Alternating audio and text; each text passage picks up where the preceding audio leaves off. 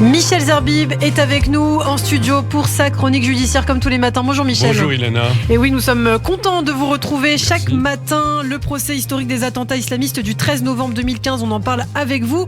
Un procès donc à nouveau suspendu jusqu'au 25 janvier. On en parlait hier. Salah Abdeslam est lui guéri, mais un autre accusé a été testé positif à la Covid. Ce matin, vous essayez un bilan intermédiaire sur ce que ce procès toutefois nous a déjà enseigné, mais aussi sur ce qu'il ne dévoilera peut-être jamais. Absolument. Je profite de cette pause sanitaire, si on peut dire, pour tenter cette petite synthèse et réflexion sur ce qu'on a appris depuis le 8 septembre 2021. C'était la date de la première journée d'audience.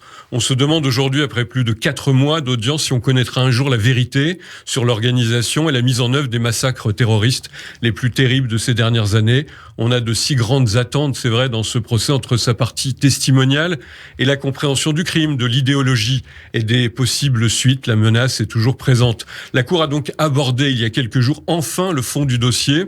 On a pu observer l'attitude des accusés qui encourent la réclusion criminelle à perpétuité dans ce procès et écouter leur voix ou leur silence aussi.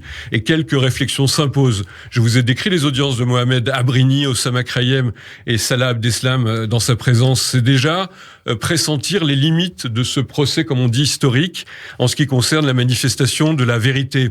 Ces limites, sans doute, tiennent d'abord à l'enquête d'une dimension hallucinante. Le dossier renferme plus d'1 million de pages. Donc ce procès avance avec l'accusation, une vérité à débattre, certes, c'est le principe, mais très solidement étayé par l'accusation, ce qui n'est pas toujours le cas en matière de terrorisme. Ici, l'enquête est gigantesque, mais la défense, représentée par les meilleurs avocats français, honneur de la justice française, doit quand même s'employer et a son rôle à jouer. Car il existe des failles dans ce travail minutieux, en premier lieu pour certains des 14 accusés qui comparaissent. 6 autres sont morts ou en fuite. Oui, la médiatisation sans précédent de l'enquête avant le procès et les révélations de ses conclusions par la presse très en amont ont pu sembler justement de vérité, donner une vérité non encore soumise au contradictoire. C'est le principe de justice. Et c'est vrai que la cause de la vérité a déjà instillé dans une opinion publique choquée par les massacres du 13 novembre. Alors on a déjà appris beaucoup quand même sur le profil de ces terroristes, Michel, de ces terroristes islamistes, parfois déroutants. Oui, les accusés qui revendiquent leur allégeance à Daesh, ce qui n'est pas le cas de tous, présente, c'est vrai, un profil déroutant, vous l'avez dit. On peut parler d'hybride pour ces individus. Ils sont à moitié voyous, à moitié djihadistes. Ils ont été formatés à l'idéologie de l'État islamique, Daesh, dont ils recrachent. C'est Krayem, Haddadi, Abrini, Abdeslam, bien sûr. Le discours en mode automatique. On peut avoir le sentiment qu'ils sont devenus en quelque sorte tous le même type d'individus. On a raconté ici sur ces ondes ce lavage de cerveau opéré à Raqqa, en Syrie, mais aussi à Molenbeek, sachant que Salah Abdeslam n'est jamais allé en Syrie. Tout ça a effacé les spécificités de leur parcours antérieur aux crimes pour lesquels ils sont poursuivis. On pourrait dire que c'est vrai, ils n'ont plus d'idée qui leur soit propre, mais se réfèrent à l'interprétation littérale et intégriste d'un Coran qu'ils n'ont sans doute pas vraiment lu.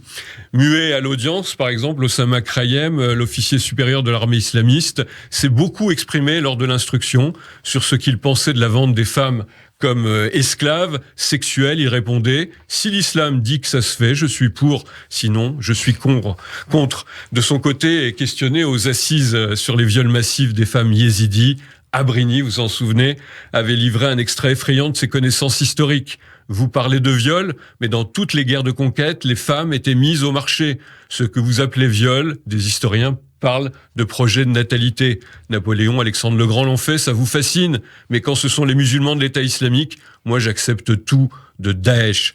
Pour ces deux-là, donc comme pour Salah Abdeslam, les attentats de Paris, et d'ailleurs sont une réponse légitime à l'agression de l'État islamique par la coalition internationale.